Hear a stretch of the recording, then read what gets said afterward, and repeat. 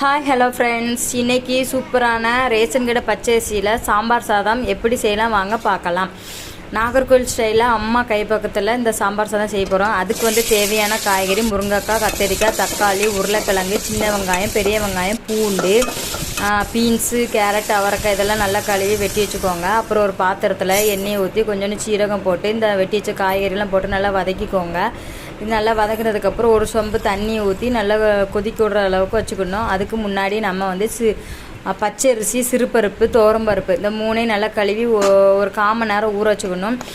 காய்கறி பாதி அளவுக்கு வெந்ததுக்கப்புறம் நம்ம ஊற வச்சுருந்த இந்த பச்சரிசி, சிறுபருப்பு, துவரம்பருப்பு உள்ளே போட்டு கொதிக்க வச்சுக்கோங்க. அது ஓரளவுக்கு கொதித்து வந்ததுக்கப்புறம் கொஞ்சோண்டு லெமன் சைஸில் புளியை கரைச்சி ஊற்றிக்கணும். புளியை கரைச்சி ஊற்றியதுக்கப்புறம் கொஞ்சம் மறுபடியும் கொதிக்க விட்டுக்கோங்க. கொதித்ததுக்கப்புறம் 1 ஸ்பூன் குழம்பு பொடி. இந்த குழம்பு பொடி நான் வீட்டில் செஞ்ச குழம்பு பொடி. உங்களுக்கு ரெசிபி வேணுன்னா கமெண்ட் பாக்ஸில் கமெண்ட் பண்ணுங்கள். 1 ஸ்பூன் குழம்பு பொடி, 1 ஸ்பூன் சாம்பார் பொடி நல்லா போட்டு கொஞ்சம் கொதிக்க விட்டுக்கணும். அதுக்கப்புறம் தேவையான உப்பு போட்டுக்கோங்க. உப்பு போட்டதுக்கப்புறம் நல்லா வெந்து வரும். பச்சரிசி ஓரளவுக்கு 1/4 மணி நேரத்தில் நல்லா வெந்து வந்துடும். இந்த மாதிரி கண்டன்சியில் வந்ததுக்கப்புறம் ஒரு மிக்சி ஜாரில் கொஞ்சோண்டு தேங்காய், சீரகம், மிளகாய், ஒரு மிளகாய் போட்டு நத்திர அரைக்கணும். ரொம்ப பட்டு போல் அரைக்கூடாது. அதை நத்திர அரைச்சி அந்த சாம்பார் சாதம் கூட போட்டு கிண்டிக்கோங்க.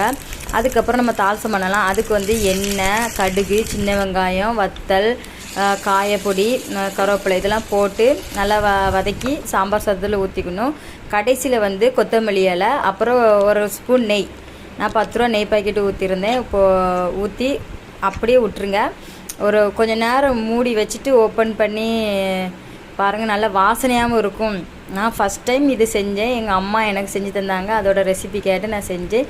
உண்மையிலே சொல்கிறேன், நான் ஃபஸ்ட் டைம் செஞ்சேனே எனக்கே ஆச்சரியமாக அவ்வளோ அளவுக்கு நல்லா இருந்துச்சு. சூப்பராக இருந்துச்சு. தேங்க்யூ ஃபார் வாட்சிங். என்னோடைய சேனலுக்கு சப்போர்ட் பண்ணுங்கள்.